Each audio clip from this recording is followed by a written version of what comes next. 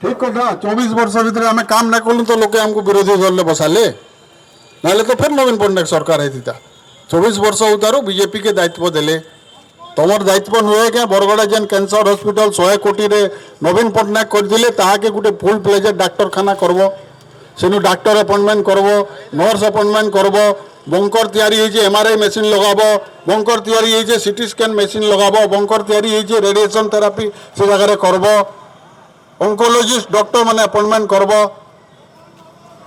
এটা কার দায়িত্ব বর্তমান নবীন পট্টনায়কের দায়িত্ব কি তোমার দায়িত্ব তুমি তোমার দায়িত্বকে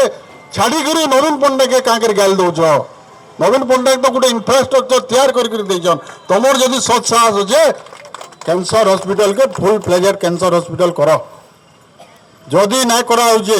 আগামী দিনে বরগড়র বৃহত্তর স্বার্থ দৃষ্টি বিজু জনতা দল আজ জায়গায় ঘোষণা করবাকে চাহুଛୁ আমি আগামী দিনে বরগড়র রাস্তাঘাট জাম হবা বরগড়ে বিরাট আন্দোলন হবা বরগড়র ক্যান্সর হসপিটাল যদি ফুল প্লেজের না করা যায়